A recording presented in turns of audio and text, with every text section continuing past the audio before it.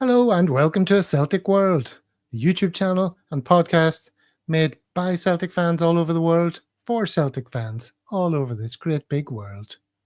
And if I skip past the usual faces, let's say hello to our less usual face. I was going to say unusual face, but that might be troublesome. Callum McFadden is making a very welcome return. How's it going, Callum? Very good, Gav. Delighted to be back and looking forward to joining some new faces for me today.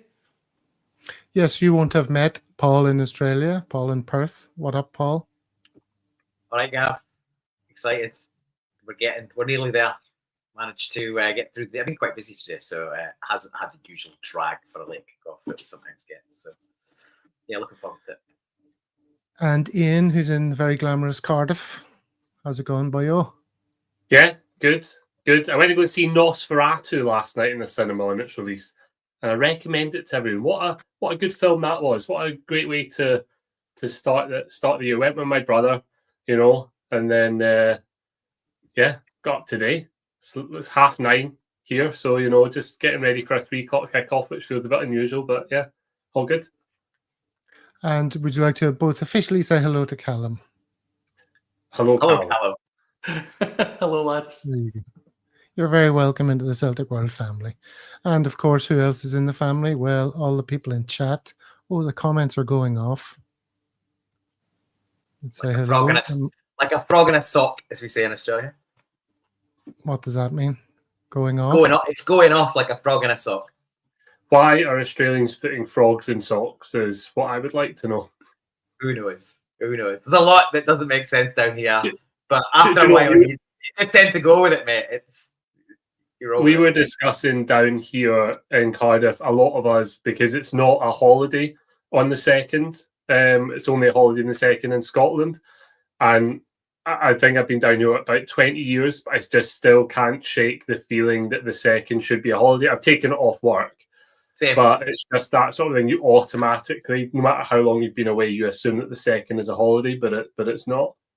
Yeah, I refuse to go to work on the 2nd regardless, so I always take it as a holiday if it doesn't fall on the weekend. Well, it's holiday day and everyone's calendar's all over the place, and sometimes you get a bit disjointed. I forgot to say, from Gallowgate to Govan, Bishop Briggs to Bells Hill, wherever you happen to be watching, you're very much part of a Celtic world. And so I also a wide spread this week. A wide spread of locations this week. Oh, it's all very tight, yes. Well, given the nature of the match that we're preparing for Might today. Be very tight. So I didn't make a little menu of things we're going to talk about, but I'll tell you. We're going to first of all talk about January transfer rumblings, and then we'll talk a little bit, obviously, about, well, the main thing we're going to talk about, in fact, is this game and how much it means and various aspects of the game, including the lineups, injuries, all that kind of stuff, and predictions. So it's all focused on one game, even though I think I'm right in saying there's 2 matches before our next show. Isn't that right? Yes. Yeah, we'll play a game on Sunday, though. But we're going to completely ignore that for the big one. And I got it wrong on the last show by saying next time we meet, we'll know the result of the Glasgow derby, which clearly isn't the case. But let's start by saying, Callum, you were on commentary duty for the last 3 home games. Tell us a bit about that. Well, I think in terms of Boxing Day, if I start there, I think that was quite a cagey performance at times, especially in the first half. That's something that worried me going into the game against St Johnstone, obviously with this match coming quickly on the horizon. But I felt that the game against St Johnstone was a real improvement in performance. I thought it was a really confident display, and I think the best compliment I can give the team at the moment is, the setback away at Dundee United, 0-0. I say setback, that's how good we've been this season and this calendar year, last calendar year, that people are seeing a 0-0 draw as a real sort of slip up, if you will. Whereas, to come back from that, beat Motherwell on Boxing Day, as I say, at times it was a little bit cagey, particularly in the first half, and then step it up with a really confident display against St Johnstone was, for me, the almost perfect way to prepare for this game. And I think, the club and the team's in a really good place at the moment. Brendan Rodgers talked about the enjoyment he gets from working with this group of players, And I think you can see that in their performances. And in terms of the commentary, you know, the fans on the ground were absolutely delighted with plenty of goals, and obviously the nature of commentating in the game against St Johnstone was our Rangers were playing at the same time, so you're updating them on that score as well, and they were getting quite excited by Motherwell, which was probably a first at Celtic Park. Very good. Last time we were on, Paul, we were talking about these few games in the lead up, and would we be 9 points behind? And I think you said we'll be at least 9 points behind, but who could have foreseen? Yeah, 9 points ahead. But who could have foreseen an extra 5 points being added to the gap? Brilliant, eh? It's been fun since. Yeah, look, I think I said I thought they might slip up in the first game, which now escapes me, whatever the first game's been in. Yeah, I thought there was an opportunity there for them to drop points. Could have been a win, but really more likely a draw. So, yeah, I kind of fancied us we'd be, as I say, no further ahead, but maybe no closer, but maybe ahead, and in the end. So I've sort of foreseen maybe 11, 12 max, but for it to be out to 14, they've just shot the bed again, haven't they? It's just embarrassing that every it's time. A technical term, I think. It is. They've just shot the bed. Like they've had a chance to get at least to 9. Keep it at 9, win the game, and put pressure on us at 6 points, and it's back in their hands. But this is the problem, right? The fan base was talking about winning the game back to 6 points. That squad is so mentally weak. I wouldn't be surprised if that attitude leaked into the dressing room. That stuff is for fans to chat about. It's not for dressing rooms to think about. It's not for coaches to think about. But they're so mentally weak that I wouldn't be surprised if that kind of mentality was floating around their squad 2 games out. And they've put in 2 pretty. I didn't watch the games, but watched the highlights and read a bit about them. They've put in 2 pretty awful performances. And we've talked about their away form before. Their away form's worse than Aberdeen, Dundee, and Hibs. Although Hibs have started to pick up, so their away form being worse than Hibs is probably not a surprise after a nice little run from 2 or 3 games from them. But I think they've won 10 points away from home all season. That's dreadful. You're not going to get anywhere close. So, it's a brilliant position to be in.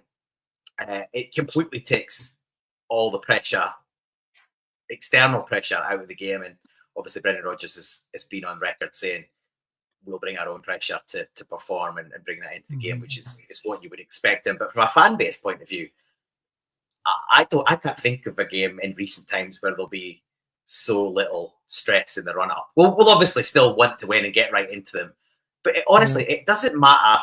It doesn't matter one jot. I think what happens tonight towards the title, zip.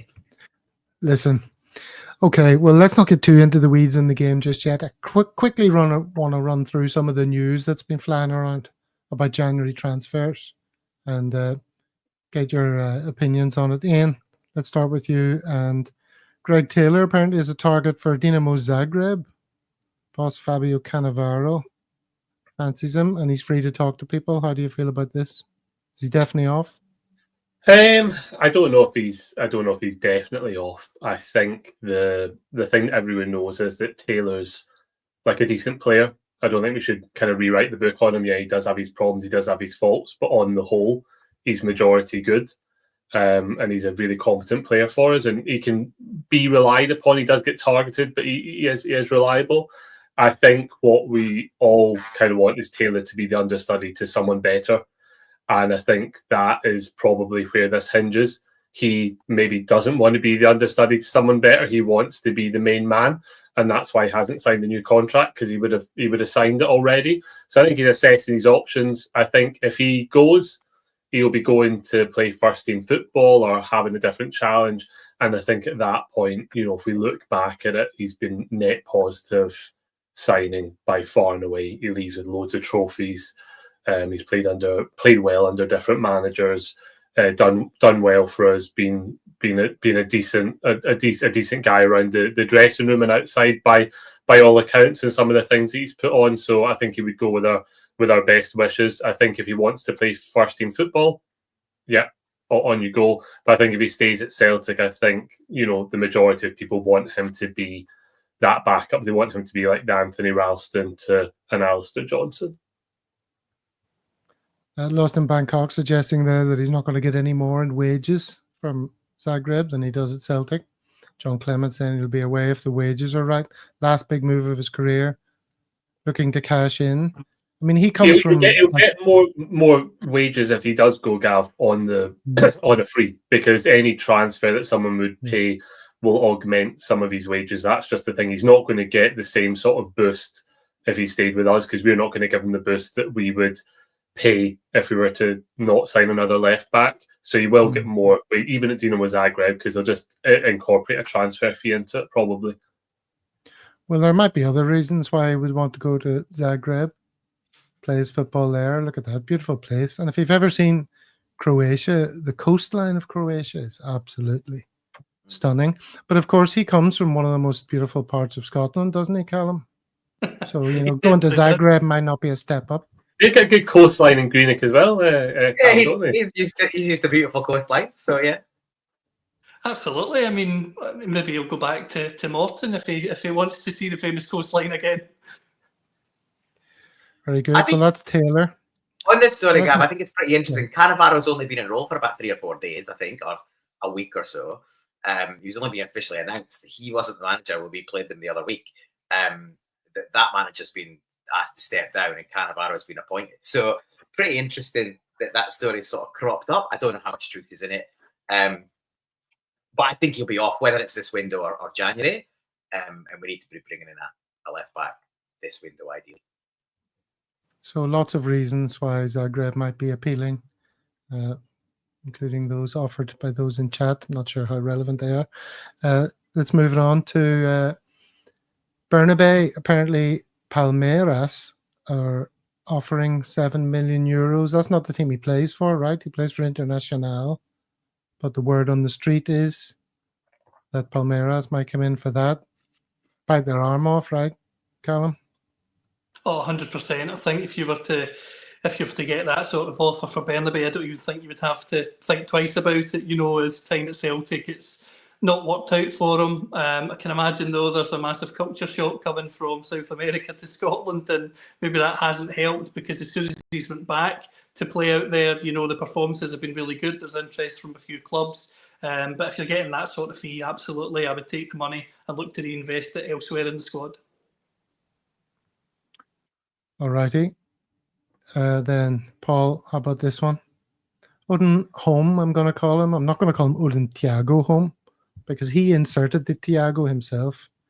That's embarrassing. So Odin Home, apparently wanted by LAFC in MLS. Okay. On loan, which is absolutely fine. Absolutely fine by me. I think there's a player there. He's well down the pecking order currently, but players will move on. Almost certainly one of our key midfielders will move on in the summer, probably Rio Hatate. So I've not written off Home yet, and I'm quite happy to call him Odin Thiago Home. I don't know. If he's got a bit of ego, you want that from a midfielder. Bit of gallousness, bit of swashbuckling. I think there's a player there. He plays football how I like it, on the half turn, head up, looks for forward passes. He's just been unfortunate with a few niggling injuries, and he's been sort of pushed down the pecking order. He might not make it at Celtic, but there's definitely a player there, and I think he'll go on to have a good career somewhere. And I think going out on loan is the right. To be honest, he should have probably gone out on loan in the summer after, but we left some of our signings so late that he didn't get a chance probably to get out on loan. So it was always targeted, as far as I was concerned, that he would be out on loan from January onwards. Let's see how he does on that. Maybe even for the whole of next season, depending on where he goes. But he's on a long contract, and I'd absolutely think there's a player there. So let's get minutes and let's see if he can come back, a player that can fit into this squad, because he's got an opportunity. And speaking of opportunities, this may be an opportunity for us to maybe put some pressure on a name that nearly joined us by all accounts, Ian, Mateus Bogusz from LAFC. Might he be coming the other way? Have you heard any? Has that story resurfaced? No, I don't think there's even been any. It's been remarkably, apart from Tierney seems to have been dominant, and I think everyone's got him 100% in the door. I think outside of that, I think we kind of generally acknowledge we definitely need another wide player. We probably might need a striker depending on the kind of situation, or another midfielder, but I think the priority is a winger, and that guy Bogus, however we're pronouncing his name, Gav, I'm sure you'll correct me. I think when we looked at him last time, he can play across he can be in the middle, he can be left, right. So I think he would be an ideal sort of signing. I don't know how well he's played since we last showed interest, so I don't know if the fee will go up or down, because I think last time they were asking for 8 or 9 million. So maybe there's a deal in there to be done with home. Stephen Welsh, then Callum. Possible loan move to Mechlin. He's just made 2 appearances for us this season. Don't know how much we have to say about that. Great servant to the club. Needs to find game time. We may be in the market for another one. And the one we may be bringing back in, by some accounts anyway, Dane Murray being recalled from his Queen's Park loan. Do you think those 2 stories are connected? Have you heard anything? I think it is just a case of Welsh needing to go and play games, and then Murray just coming in for the quota, obviously with the European campaign continuing on into January, and then fingers crossed it will continue further than that. So I think it's just a straightforward sort of one out, one in, and just to satisfy all the quotas. Okay, so I think those are the sort of main stories in the news. There's another Dane mentioned, 18-year-old Tobias Slotzager, out of contract at Chelsea. Aston Villa winger Louis Barry, 21-year-old. It said that Villa want £8 million. I see someone in the comments saying Ange brought in good players, but Rodgers just brings in rejects from England. Do we think that's harsh or fair? Don't know. Nicholas Kuhn doesn't strike me as a reject from England, but that's maybe we're attributing that one to Ange. I don't know. I don't know how it works. Sometimes we have that, don't we? Arne Engels, which part of the championship was he playing in? I can't remember. Yeah. Oh yeah, Bundesliga. Okay, there's a funny thing at play, isn't there? The difference between how we respond to players that come into our club and how the Rangers respond to players that come into their club. It's completely the opposite. Like, most of our fans are patient, wait and see, but a vocal minority are very quick, aren't they, to shout them down. The not for me boys, who somehow know more about football than the rest of us, and therefore have a higher bar for new signings to clear. And Brendan Rodgers. Yeah. We've seen it umpteen times, haven't we, with like the players you've mentioned there, even Kuhn and Engels, Anita. Eventually they fall quiet when these players prove themselves. It's the complete opposite, isn't it, on the other side of the city? I'd say most of their fans are patient too, to be fair, I'd say. But their vocal minority are very quick to declare them world beaters. Cantwell, Raskin, Danilo, Diomande, Barami, Barron, Buckland. And eventually they all fall quiet when they realise they're kind of pish. Ian? Standards, though, I think it is, Gav. I think it's driven by standards. So I think we've actually got quite high standards in terms of things. So people will get given a chance. But I think, if people do look to fall off, I think people look at the players that are in there setting the standards. And I think that's maybe why they're there. And I think with regards to the new version of Rangers, I'm not even sure what the standards are anymore. Like we're saying, that Agony guy comes in and has a couple of decent halves of football, and he's getting compared to Didier Drogba. And I think that's because they're just so desperate for anyone that might be half decent, because they've had so many duds that they just have to build up. And you have to imagine, if you'd had, like, outside of a pandemic, you've not had a decent season for what, like a decade and a half, 13, 14 years. So I think you just claw onto any little ray of hope that you can get. I mean, that's really the reason that, they drew against Tottenham, drew against us, and they were back to, like you were saying, Paul, they were back to 6 points with it all to kind of play for, because realistically they don't have much to look forward to. Did they even enforce the brown brogues and blue suit for match days? That's I think the standards are in the toilet. If there's No, I You're think not they wearing left your- that after you're Beals, not didn't wearing they? your if you're not wearing your brogues and your suit to the match day, how can you expect to be playing at a decent standard? It's like you say, standards in the toilet. Ian. Nothing quintessential about people turning up in tracksuits. Well, Some let's of have a these- word, shall we, from one of their more rational and measured fans. Would you enjoy that? I think No, you let's would. go. Sounds good. Always. Hope it's who I think it is. Our moment ever was when we're 2-0 down to the Faroe Islands in the Faroes and all that, and even Dougie Donnelly was ready to pit his foot through the telly that he was actually hosting. So it was horrendous. It didn't work out at all. It's the whole kind of chicken lasagna thing. You know, I love my chicken. I love lasagna. And I've told you before, Findus in the early 90s or mid 90s, they brought out a chicken lasagna, and I thought, well, that's the combination of two things I love the most. It's going to be the best food stuff of all time. It was one of the worst things I'd ever tasted. So sometimes it's not that simple getting again other things you like, and it's making sense. So it's making it spring onion. It was the spring onion monster munch, wasn't it? It was spring onion monster munch. Pickled onion. It was pickled onion monster. It was pickled onion. Let's say I don't have the science. I don't have the sports science to know what flavour of crisp it was. But Chris Boyd was anti-vax, anti-mask, anti-that sports. I didn't want to cheer that goal Barry scored against Dundee United back in January 2007. But he's family, isn't he? I mean, Barry's family. Think everything's okay there? Is he having a stroke? It's hilarious. It's a rambling stream of consciousness. Like, What do you think of that? literally, AI technology is now more kind of sentient and makes more sense infinitely. Like, I would trust, if I had a transcript from AI and a transcript from that guy, I would say the AI is the real person. Talking into a shaving brush there, Callum. We should get him in for a team talk. Might make more sense than Club On. That is hilarious. So put well here by the slabbering cabbage, no less. Ramblings of a mad balloon. When a slabbering cabbage is having a go at you, things have got bad.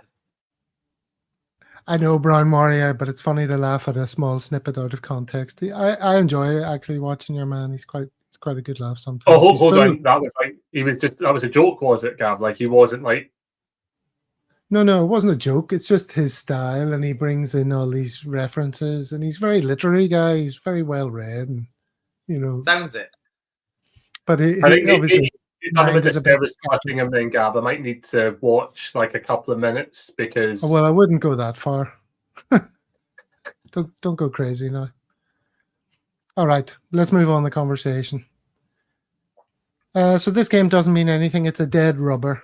Now, both Paul and Ian, being fans of the show when they're not on it, and indeed everyone in the comments who's watched us before, will know the derivation of the term dead rubber.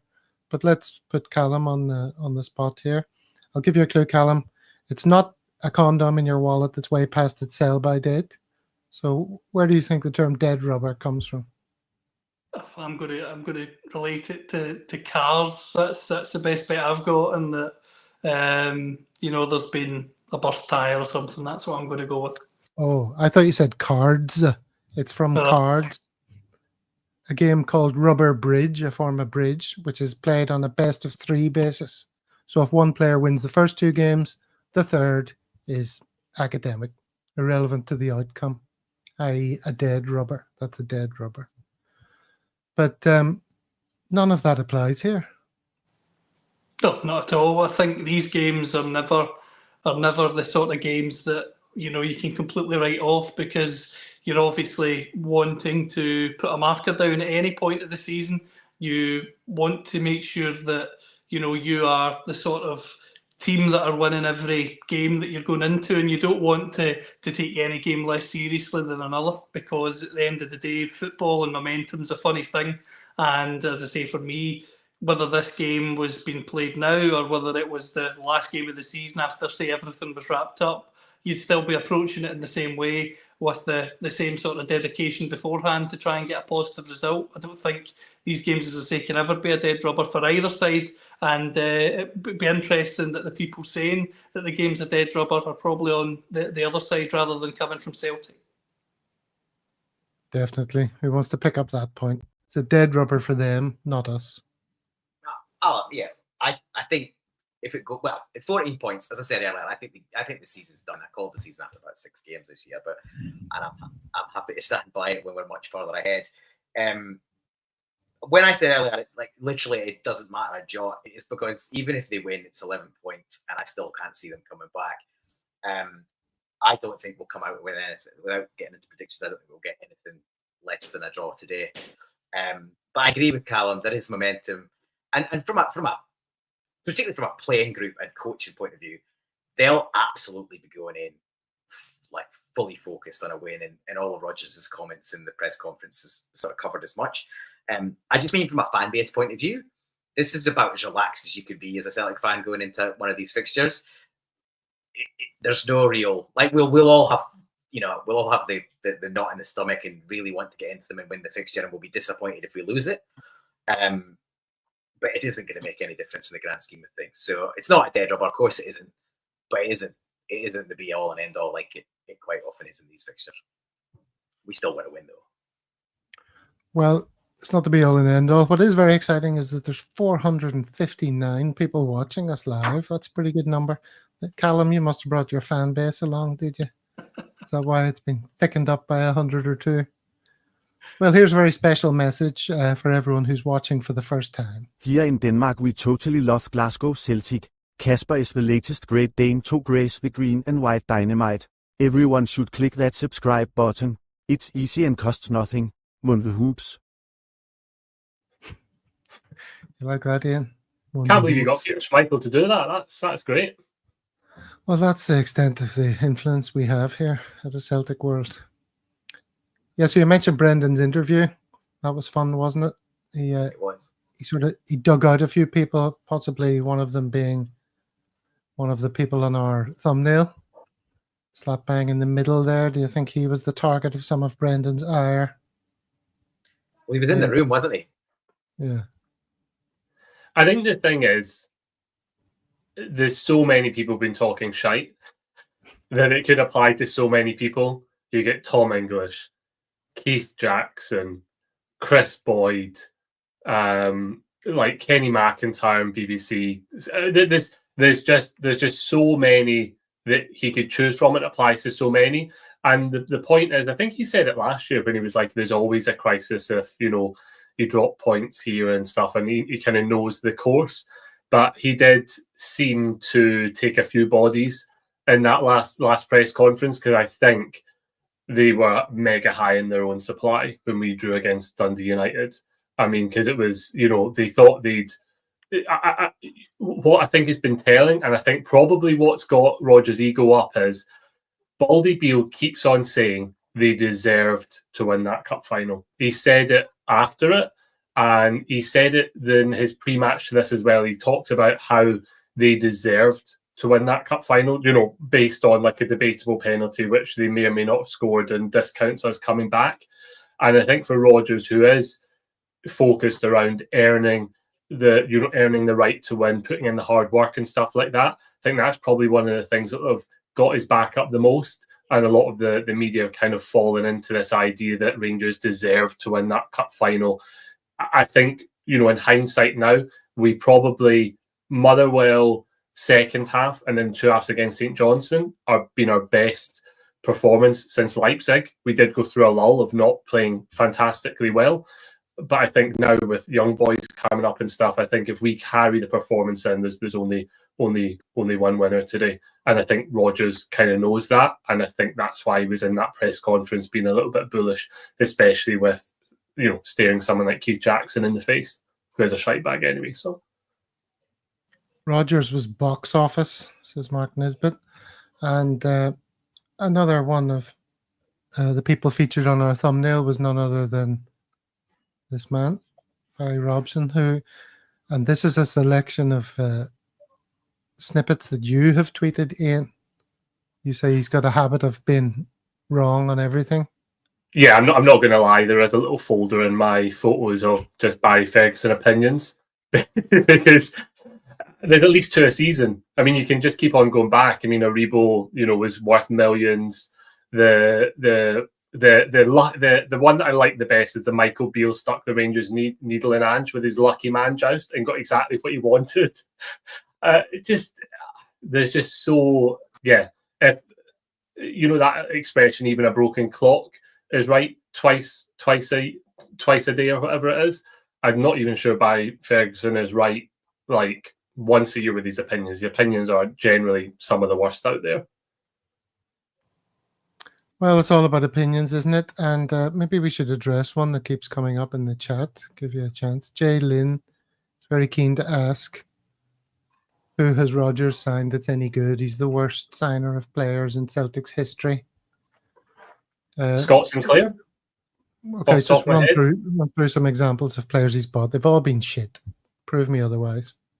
Scott Sinclair, Mr. Dembele, Patrick Roberts, Nicholas Kuhn, Arne Angles. But Ange only bought brilliant players, didn't he? Name me any players Ange bought that turned out to be rubbish. Quan. It's not bad. It's hard to remember. So was Klimala one of his? Because he was rotten. No, it was it. It was before that. Basically, all the ones after the first season and a bit, most of them didn't work out.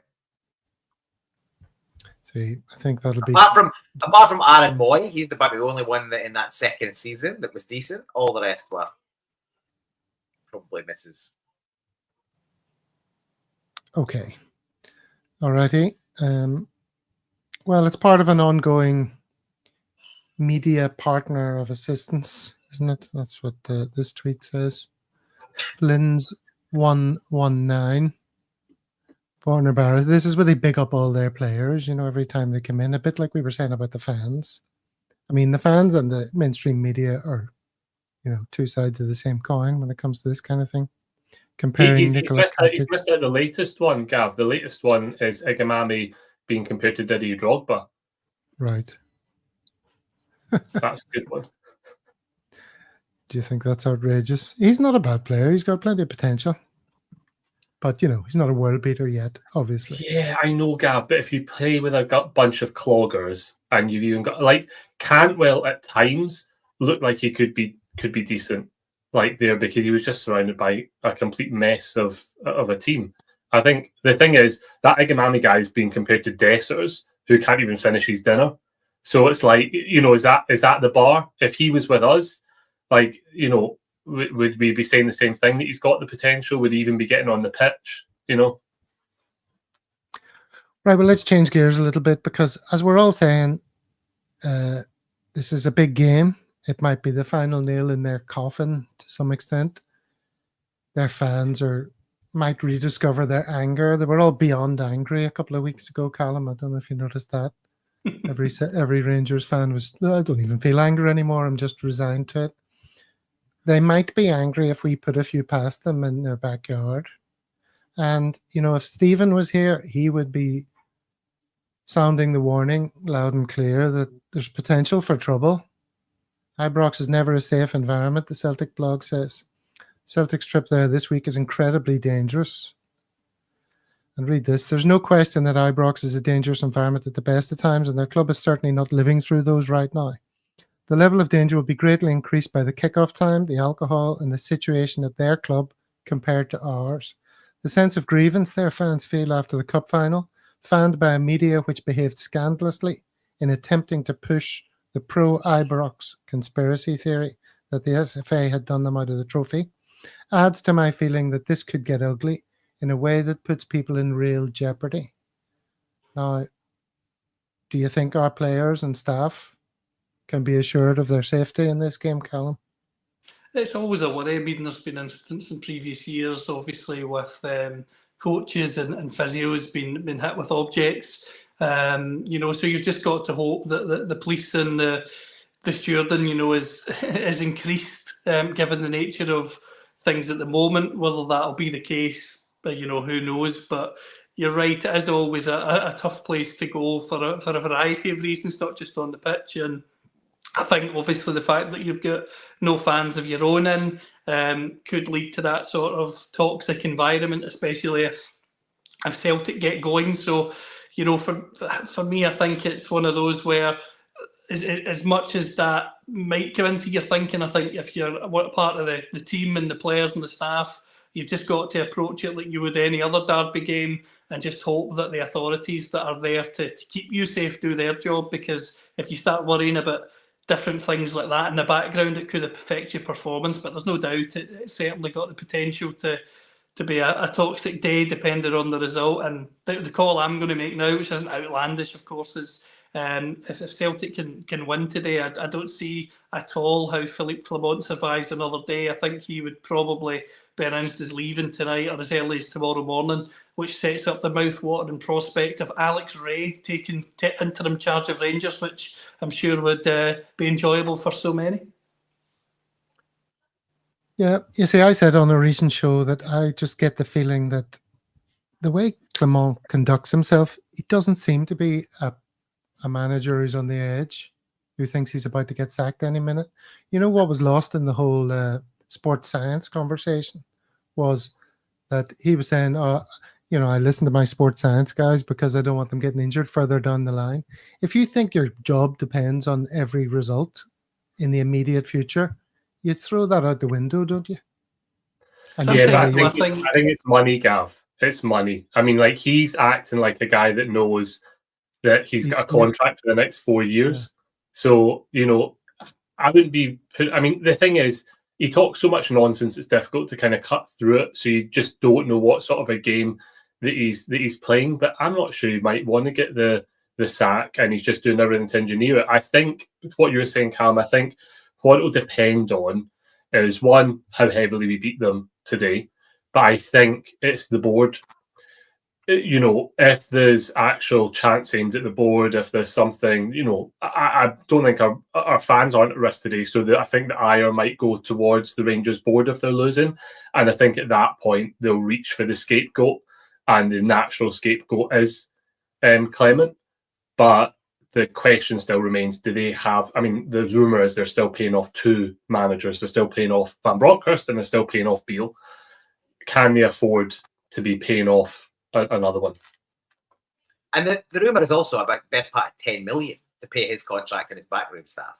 So, and the other chat going around is that they need to sell players before they buy. So I think there's unless we absolutely shaft them, and as you say, Ian, the fans really rail against them, there's protests outside the ground and all that sort of stuff, I'd be surprised if he got the sack after.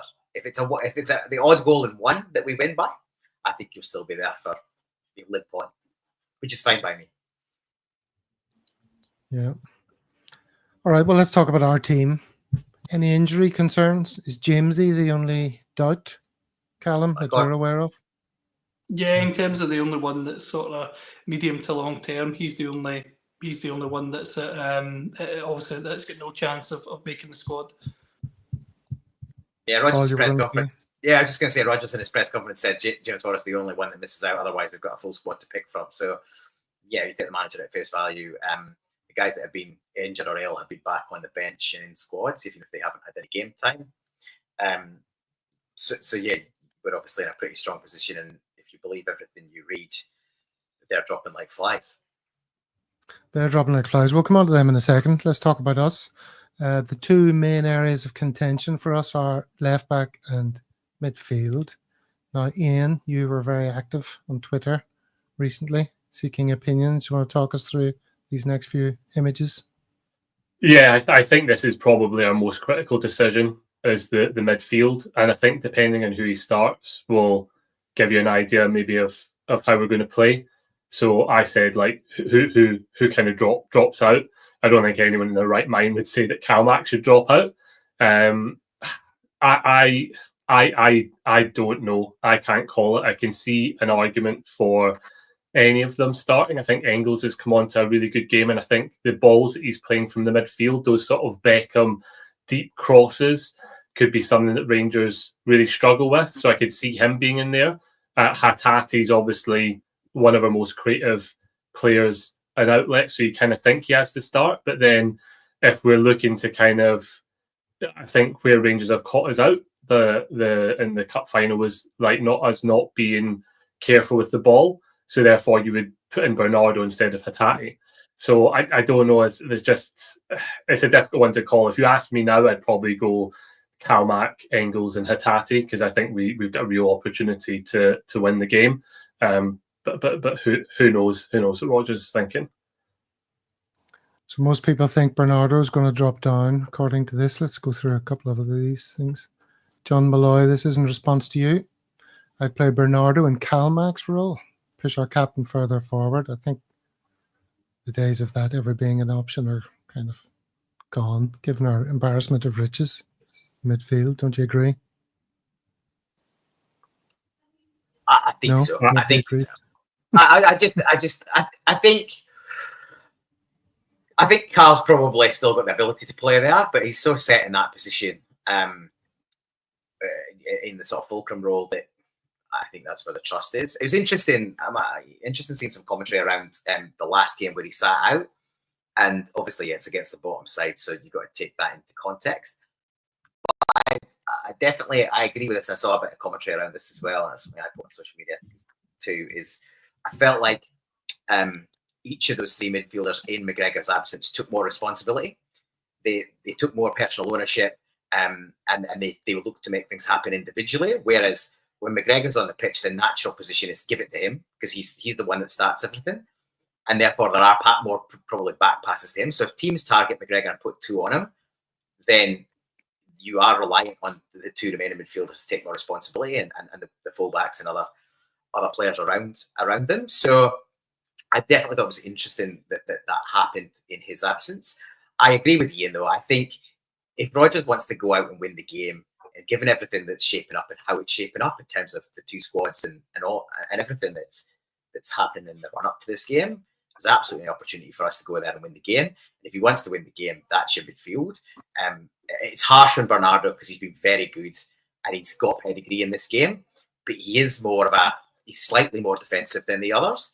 And he's definitely one you bring on in the second half and give someone a rest or change it up if it's not quite going our way and he's got a wee bit more dig. But if you were going there to kind of, play it a bit tentatively and see how it was going to go and try and feel your way into the game, then I think he starts over either of the other two. But I think Hatate does things that no one else in the squad can do, and Engels has come on to game 2 man of the matches, back-to-back games, and as Ian says, his delivery's been good. And I think and people say, he's not got as much experience in this fixture. Well, if you're going to get experience going to Ibrox, again, it's as comfortable a position for him to go and play in a match where there's very real external pressure. Yes, as I said earlier, the manager said they'll put pressure on themselves to perform, but there's not a lot of pressure in terms of how this game actually goes. So I think he'll go with that, and if he does, it shows intent to go and win the game. And with a makeshift back four that they're going to have, and I know we'll come on to that, delivery from the wide areas could be crucial. And I think Engels just adds a bit more from a forward presence. It's almost as if you agree with this tweet, Paul. This is from a guy called Paul Massey saying, Paulo will miss out. Gaffer certainly showed his hand with the substitutions. Engels deserves a start after 2 back-to-back man of the match performances. That is you, of course. Feel free to follow Paul on Twitter. Alrighty then. So their lineup. Oh no, our lineup. Let's go back to our lineup. The other thing is obviously left back. I saw someone put a team up there in the comments. Yeah, Taylor or Valle. The overwhelming opinion I see, and I don't know if this is one that you noted, Callum, is that most people are thinking, I hope it's Valle, but it's probably going to be Taylor. Yeah, I think that's certainly going to be the case. And in terms of the midfield, I agree with that midfield of McGregor, Engels and Hatate. Ordinarily, for this sort of game, I would expect Bernardo to come in for an Engels, but 2 man of the match performances, I don't think that can be ignored. And I think Rodgers is savvy enough to know that he's in good form. And as Paul said, this could be the perfect sort of derby match to put him into and let him do his thing, because we are so far ahead in points that he's got that freedom to express himself. Whereas if this was must win in terms of two teams being neck and neck, I think you would start a little bit more pragmatically. Whereas, as I say, today it's set up for Engels to start in that midfield. And with that team that's been put there, I actually agree with that. I understand the call for Valle with the energy that he's got and the drive, especially with it when it comes to going forward. But I think Taylor will certainly start. Is this a football term I don't understand, Ian? Can you explain that one to me? Do you actually not understand it, or? I mean, why is he going to play Taylor? An argument could be he wants out the door. Why would you play him in this game? I think there's something along the lines of, I can't remember the stat, but I think Taylor's only lost once to Rangers or something. I think there's some stat going around with that. I think he's there for the experience. I think the balance is that Valle seems to lose the ball in the second half of the pitch, and Taylor seems to lose it in her own half. And I think, out of the last 3 games, he's played 3 suicide passes. He played the one that Rangers got their first goal in the cup final, and then I think it was the 2 against Motherwell. That's exactly what Henrik Melarsson is saying there. He's susceptible to those traps. And I think Valle, when he's in that second half, he'll play the ball back to Schmeichel, or he'll play the simple ball, whereas Taylor seems to have a couple of options and then pick the worst one. I don't know if the traps are getting him, or if he's just not making the right decisions. But yeah, that's definitely a worry. And you would think that the Rangers, one of their things will be to target that, because teams have had success with it over the last couple of games. So if he starts, he needs to be right on it. So any other chat about lineups then? If we think we pretty much know who's going to play, who's going to come on, and when? I agree with the lads. I think Taylor will start. As I said, as I alluded in that tweet that you showed, Gav, he sort of showed his hand. Valle played the full 90 minutes. Taylor had a rest. The same reason I think Bernardo missed out. He played 90 minutes, and the other 2 were rested and rotated out for subs. Now I think the front 3 pick itself, if they're assuming they're all fit and they've come through training okay. There's been a bit of chat at Ida. I think he's great to have on the bench and bring on if it maybe isn't going our way. But Kyogo's a handskelper extraordinaire, so you've got to play him, and he's got a couple of goals, and he could have had a few more the other night. So I think you can't not play him. And the wingers pick themselves with the lack of depth in the wings at the minute. So I think really it's the midfield, 1 in 1 out, and as we should say, I don't think it matters whether Engels or Bernardo plays or Hatate. I think that's the strongest part of our team, so it's not a huge weakness if one of them plays outside of that. I'd start Valle myself. I think he's more progressive. He gets his head up. I like the traditional overlapping, but Rodgers seems to favour Taylor, and he likes him inverting and giving that extra sort of midfield presence to try and shore up in there. So I think he will start, despite the fact that most of us, I think, have got a preference for Valle starting. But either way, I think we should have too much for them. Too much.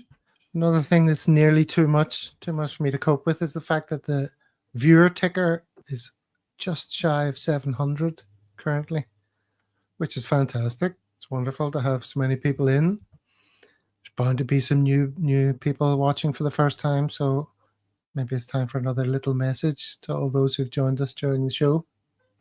How about this one? Ciao ragazzi. I cannot believe how great a Celtic world is. Magnificent. It's very important to subscribe. Everybody do it immediately. Okay. Very important to subscribe, Paul. So do it immediately. Indeed. Can't believe you got Cannavaro for that one as well. I mean, it's all the big names. All right. Well, speaking of big names, let's turn our attention to the Rangers lineup then. Now, there's some creative spellings in this, I think, for humoristic purposes by the third frame. Kelly, let's start there. Liam Kelly, that's an unlikely name for a Rangers player, isn't it? Although they are now run by Patrick and Sean. So, Liam Kelly's going to play. Is that good, bad, or indifferent for us? Well, the Scotland International Cup. Because this is the thing. I think, like someone was saying in one of my group chats today, like this is a bit of a narrative that back line, there's different ways to look at it. Kelly is a Scotland internationalist, and Butland has had her horrific season. So actually, Butland being out and him actually being allowed to be dropped in a way, is that actually better for them? Someone like Tavernier, who's got a real history of failure, him not being in there, is that good for them?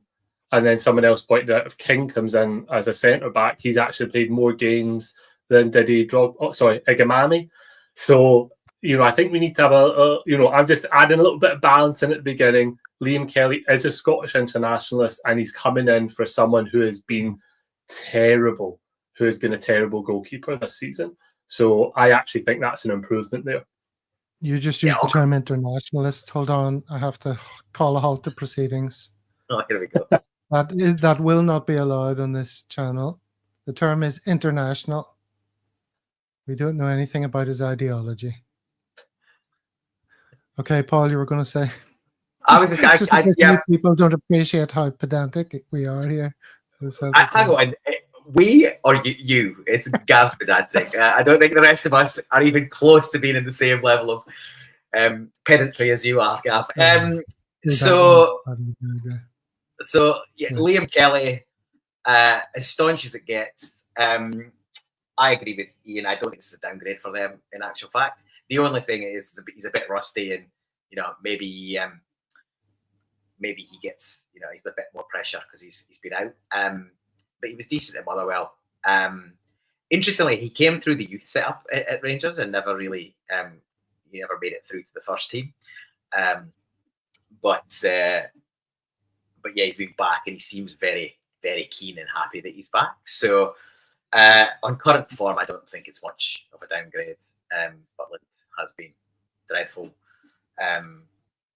But generally, what about the other players? If you start, for me, if you mix up your centre back pairings and your back four is chopping and changing, coupled with a new goalkeeper, that's a recipe for errors creeping in and people being caught short with back passes or dilly-dallying around. And Maeda and Kyogo will be all over that. So I do think that is a weak link for them if that's what happens. There is an outside chance that Balogun's fit. But even if he's fit, he's surely not going to be 100% because it's not guaranteed. So, and let's be honest, that would be a 36, nearly 37-year-old that'd be getting excited about just scraping back from injury. And obviously, it's a toss-up whether it's Yilmaz or Hefty. But either way, if you think about our team, when we chop and change multiple players on the back line, usually for rotation, it quite often leads to disjointed performance and mistakes and potential opportunities opening up. And if you're playing the bottom half team in the Premier League, you're probably happy enough with that.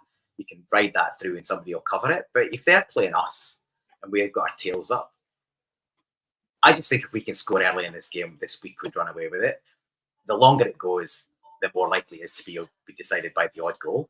But I think there's definitely opportunities with that back five.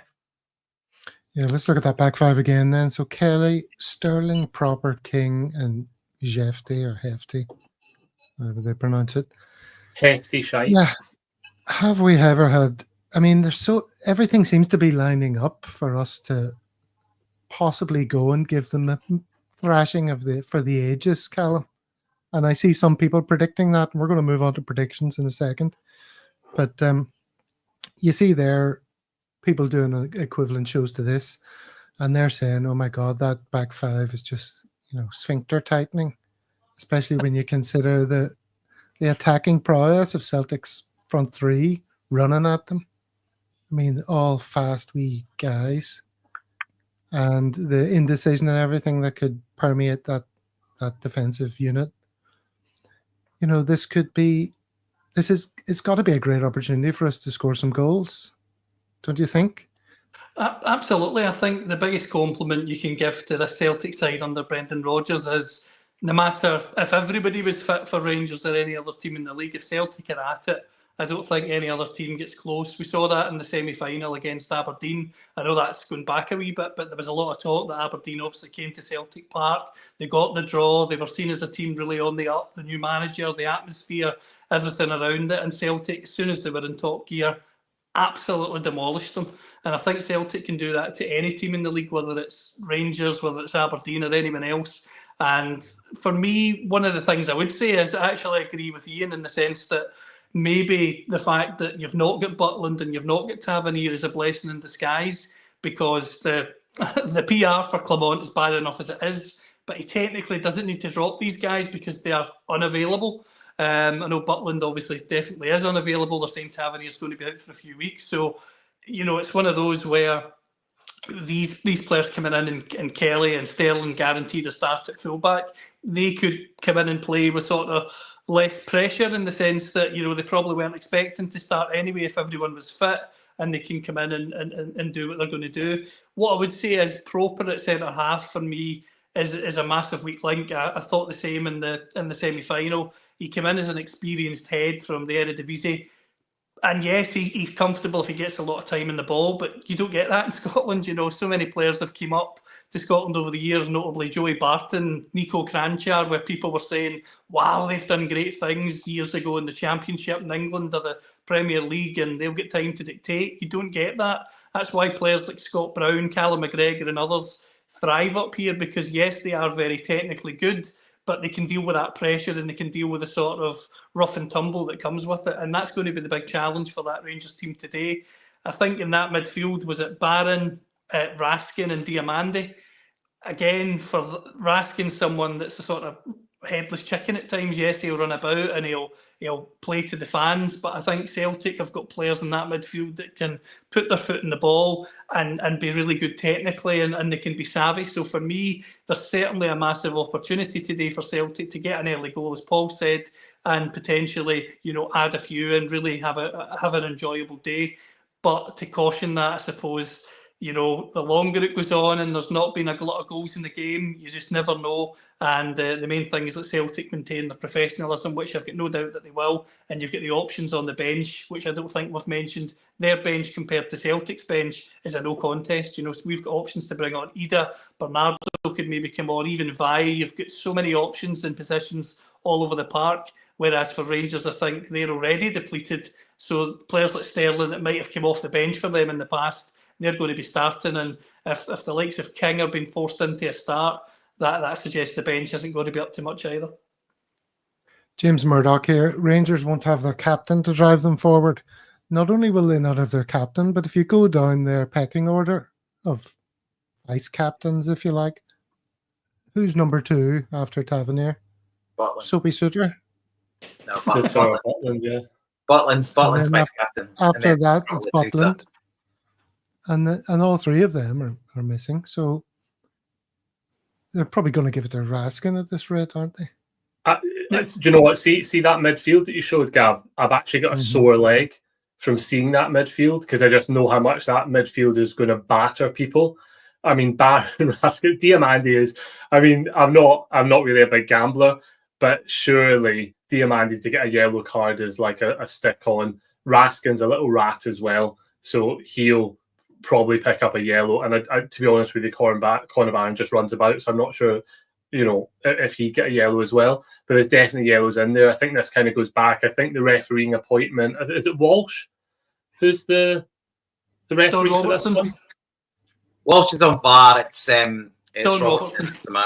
Don Robertson. I think Don Robertson is one of the better referees. But I think he's going to have to be strong, because we're going to get kicked from the first whistle. I mean, I think that's going to be their leveler. I think they'll sit in. I think they'll try and kick us, and they'll try and capitalise on any mistakes. So I think we need to be on it from that, and hopefully the referee, because the cup final was a disgrace, right? The cup final was, there was loads and loads of fouls before a yellow card was produced. I think our players, and I think we've said it for years on here, but what feels like years, maybe it's like 12, 18 months, the referees need to be stronger in these games, because we always come into these games against lesser sides in the SPFL who try and kick us, and they don't get a yellow card into the second half. So, and it disrupts us a little bit. So we need to maybe go down, feign a bit of injury. I would love to see it. I don't think it's going to happen.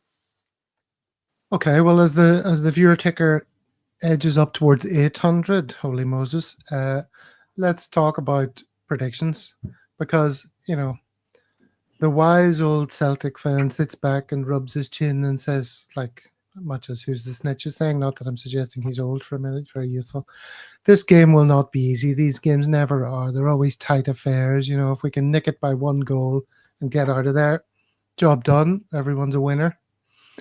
But there's such a confluence of events and circumstances here that it makes the likes of what's his name? Celts are here. Quinny on Celts are here. Did you see him? He's like, I'm pulling back from saying 6 or 7-0. I think I'll just go for 5. It's like, what? I mean, that's a possibility, but when does that ever happen? If not now, when? I ask you, Paul. It's all lining up. So the older, wiser of amongst us would say, well, it probably isn't going to happen. It's only going to take a bad refereeing decision, an injury, a silly decision by one of our players, lose the head, and we go to 10 men. All things being equal, I think we win the game. I certainly don't think we lose the game. I think worst case scenario, we leave there with the draw. Look, the easy money, the regular money would say a win by the odd goal for the Hoops. But I'd start by, if we score early, it could be 4 or 5. And if we get a fast start, if we're 2-0 up or even 3-0 up before halftime, Ibrox is empty, and yeah, it's going to be a fun afternoon.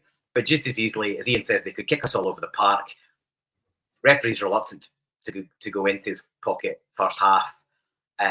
Although I imagine one bad foul for us and it'd be a yellow and potentially a red. So if you want me to actually put a number on it, I'm going to give you 2. I'll say 5-0 if we score early.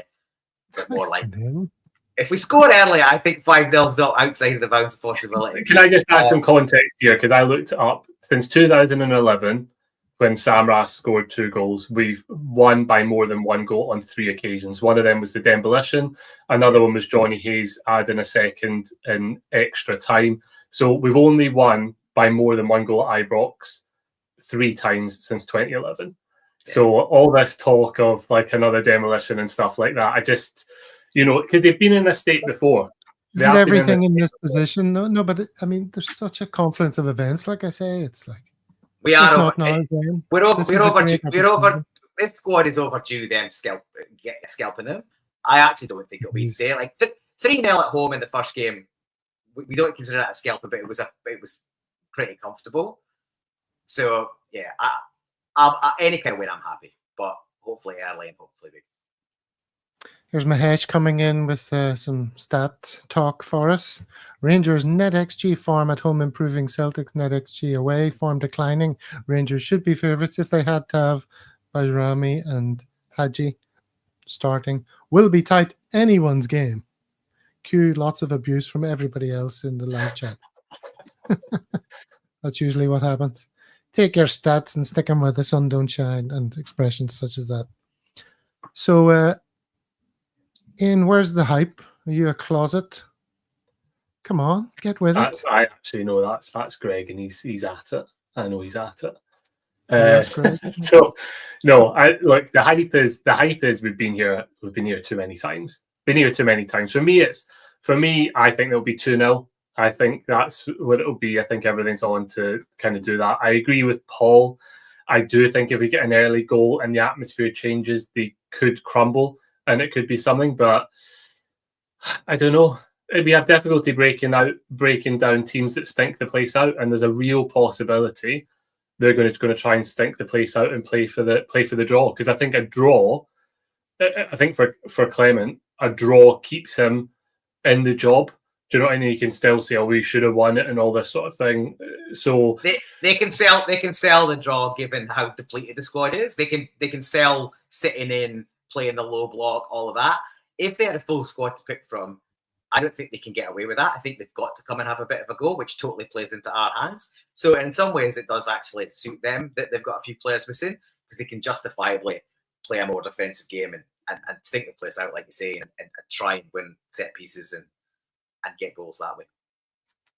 There's a great bit of analysis from Brown Warrior saying Celtic go in peak L McPherson and then peak Archie McPherson.